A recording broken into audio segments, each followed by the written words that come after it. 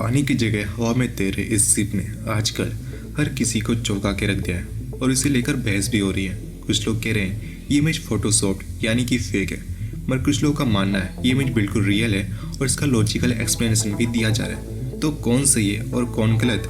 Honestly जब मैंने पहली बार इस इमेज को देखा था मैं भी कंफ्यूज हो गया था, ये रियल है या फेक है। और जब कमेंट्स में मैंने इसके लॉजिक के बारे में पढ़ा तो मुझे थोड़ा बहुत विश्वास हुआ। मैंने इस इमेज के बारे में रिसर्च किया और रिजल्ट ये निकला, हाँ ये इमेज बिल्कुल रियल है। इस इमेज को एक इंसान ने इंग्लैंड के साउथ वेस्ट कंट्री में इंग्लिश चैनल के पास खींचा था।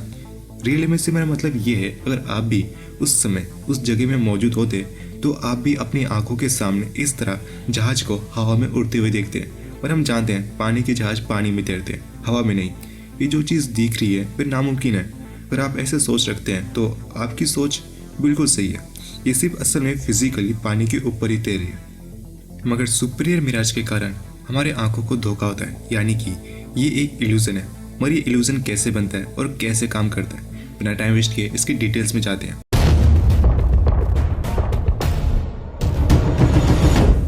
ये पहली बार नहीं है जब उड़ते हुए जादुई जहाज को देखा गया हो।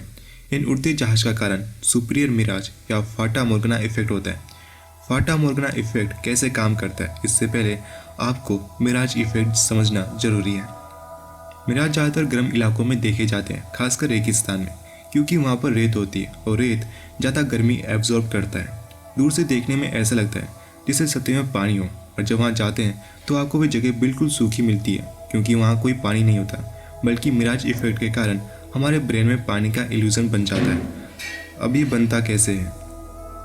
रेत मिट्टी से ज़्यादा गर्मी को एब्जॉर्ब करती है, जिसके कारण दिन में ये काफ़ी ज़्यादा गर्म हो जाती है। इसके ऊपर जो हवा होती है वह भी काफ़ी ज़्यादा गर्म हो जाती है, और हाइट के बढ़ने के साथ एयर का टेम्परेचर कम होता जाता है। इस टेम्परेचर डिफरेंस के कारण हवा की लेयर्स बन जाती है, जिनकी अलग अलग डेंसिटी होती है। नीचे से ऊपर जाने पर इनकी डेंसिटी ज़्यादा हो जाती है।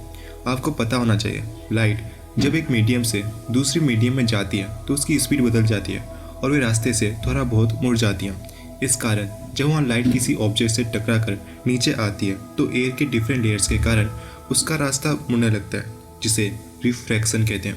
मगर एक ऐसा पॉइंट आता है जब रिफ्रैक्ट ना होकर लाइट रिफ्लेक्ट होता है। इस पॉइंट को क्रिटिकल एंगल कहते हैं, जिसके कारण टोटल इंटरनल रिफ्लेक्शन होता है। जिस लाइट को रे से टकराकर आपके आंखों में पहुंचना चाहे था वह लाइट बिना किसी चीज़ से टकराए रिफ्रैक्शन और रिफ्लेक्शन के कारण आपके आंखों में सीधा पहुंच जाती है। हमारा माइंड ये एज्यूम करता है लाइट हमेशा स्ट्रेट पाथ में ट्रेवल करती है, जो करती भी है। आपको ट्रिग्नोमेट्री का टी भी ना आता हो, मगर आपका ब्रेन देखने के लिए ट्रिग्नोमेट्री यूज़ करती है। ब्रेन सारे इमेज इस अजम्पशन से बनाती है कि लाइट उसकी आंखों में स्ट्रेट पाथ फॉलो करके आ रही है, मगर इस केस में ये अजम्पशन गलत हो जाती है। ब्रेन इमेजेस को तो ठीक से बना देती है, मगर उसकी हाइट में गलती कर देती है। आईने में जब हम अपनी इमेज देखते हैं वो भी वर्चुअल होती है। इमेज सही होती है पर डेप्थ एक इल्यूजन होता है, जिसके कारण हमें लगता है आईने के अंदर एक दूसरी दुनिया है। ये पानी एक्चुअली स्काई की इमेज है, मगर हिलते डुलते इमेज के कारण या ऑब्जेक्ट्स के रिफ्लेक्शन के कारण हमें ये पानी की तरह लगता है। फाटा मोर्गना इफेक्ट में भी सेम ऐसा होता है, मगर ये कोल्ड एरियाज में समुद्र में होते हैं, और इस केस में ठंडी हवा नीचे की तरफ होती है जबकि गर्म हवा ऊपर की तरफ होती है। ठंडे इलाकों में जब समुद्र का पानी काफ़ी ज़्यादा ठंडा होता है तो उसके आसपास की एयर ठंडी होती है, मगर हाइट के साथ हवा गर्म हो जाती है, जिसके कारण एयर की डिफरेंट लेयर्स बन जाती है। कोल्ड एयर ज़्यादा डेंस होती है, इसलिए नीचे वाली लेयर ज़्यादा डेंसर होती है। जब लाइट रेज नीचे से रिफ्लेक्टेड होती है तो डिफरेंट एयर डेंसिटी के कारण रिफ्रैक्शन होता है और फिर रिफ्लेक्शन। इसके कारण जो लाइट हमारी आंखों तक कभी पहुंचनी नहीं चाहिए वो भी पहुंच जाती है। जब ये लाइट हमारे आंखों में पहुंचती है तो हमारा ब्रेन वर्चुअल इमेज बनाता है और सिर्फ अपनी जगह से उठा हुआ मिलता है। ठीक वैसे ही जब पानी में गिरी हुई चीज़ें सतह से ऊपर दिखती है। फाटा मोर्गना इफेक्ट काफ़ी रेयर होता है, मगर होता ज़रूर है। एटमॉस्फेरिक रिफ्रैक्शन के कारण हमें एक्चुअल सनराइज 2 मिनट पहले ही दिखाई देता है, और एक्चुअल सनसेट के 2 मिनट बाद भी हमें सन दिखाई देता है। इस इमेज से हमें एक सबक सीखने को मिलता है कि हम जो चीज़ें देखते हैं जरूरी नहीं वे सच हो। उम्मीद करता हूँ आपको समझ आ गया होगा। कोई सवाल है तो आप कमेंट करके जरूर पूछिए, और हाँ, आप चैनल को सब्सक्राइब करे बिना चले जाते हैं। अगर आपको ऐसी वीडियोस और देखना है तो फिर सब्सक्राइब करके जाइए।